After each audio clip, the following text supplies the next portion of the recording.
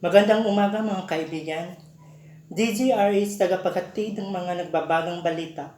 Walang kinikilingan, tanging katotohanan lamang. Ito ang DGRH, Boses ng Sambayanan. DGRH 10.9, paghimpilan ng inyong mga radyo. Mula sa bulwagang pambalitaan, himpilan ng sindigan ng bayan, ito ang DGRH 102.9. Mga nagbabagang balita mula sa loob at labas ng bansa, mga isyong tinututukan at sinusubaybayan. Lahat ng ito ay kasabay mga tanong na sambayanan na lulutasin namin sa loob ng 5 minutong paglalahad. Boses ng sambayanan, loob ng 5 minuto, mga naghahatid ng mga balitang siksik, sulit na sulit sa DGRS. Narito ang tampalan ni John Nogales na gigising sa inyong umagang ito. Ito ang magandang umaga kabalita. Ang oras natin ngayon ay nakalipas ng 7:40 minuto, makalipas ng alas 7 ng umaga. Araw ng Linggo, ika-30 ng Septembre taong 2023. Isang mapagpalang araw, Pilipinas. Ito ang inyong kaibigan, John Nogales, at ang inyong kaagapay, John Nogales.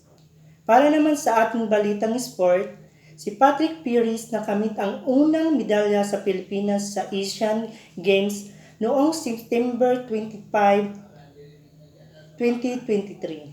Nakamit ni Pieris ang unang medium finish para sa Pilipinas sa 19th Asian Games matapos matanggap ang bronze medal sa men's individual pom mace. Ito ay matapos palanunin ni Pieris ang kanyang semifinal showdown laban kay Ma Zhuzhou sa Chinese ng Taipei sa Lian Sport, ang cultural exhibition sa Zhangzhou, China. Nakapag-comply ito ng 6.19 na pinagsama ang parehong freestyle at iba pang recognized na discipline sa paglaro.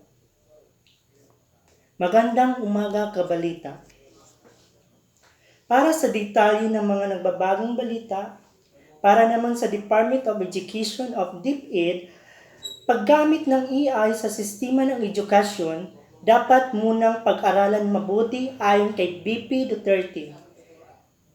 September 26, 2023, binigyan ni Vice Presidente at Education Secretary Sara Duterte na dapat munang pag-aralan mabuti ang sistema ng Artificial Intelligence or AI sa gawaran ng edukasyon bago ito implementa. Giit ni Department of Education or DepEd Secretary Duterte na mas kailangan na pagtuunan ang pansin ang mga communication skill, collaboration at creativity ng mga estudyante kaysa sa mga magbabagong teknolohiya.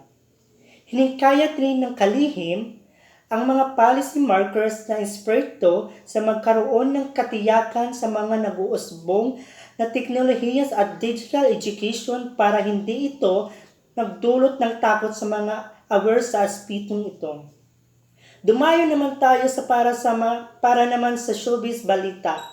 Ngayong usap-usapan ngayon sa social media ang isang sikat na si Tony Flower, sinampahan ng kasong kriminal ng KSM-BPI, sinampahan ng kasipanan ng mga social media broadcaster ng Pilipinas Incorporation ng kasong kriminal ang social media personality na si Tony Flower dahil umano sa kanyang mga malalaswang video online. Ayon sa abogado ng naturang kapisanan, 3 count ng paglabag sa Article 201 ng Received Penal Code or RPC na may kaugnayan sa Cybercrime Prevention Act of 2012. Inihain ang reklamo sa Pasay City Prosecutor Officer Ayon sa kampo ng KSMBPA, mayroon pa umanong minor ang nakasamang sa malasalaswang video ng social media personality na si Tony Flower. Ayon sa ngayon, wala pang opisyal na pahayag si Flower sa naging hakbang ng KMPP laban sa kanya. Nagbabagang balita mula sa showbiz. Maraming salamat. Ito ang inyong kaagapay, Juno Galis, at lagi niyong kaibigan tuwing umaga 6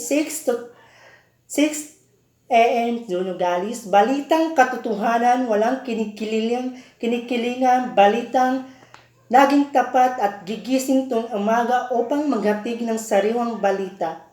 Magandang umaga at gabi, kabayan. Thank you.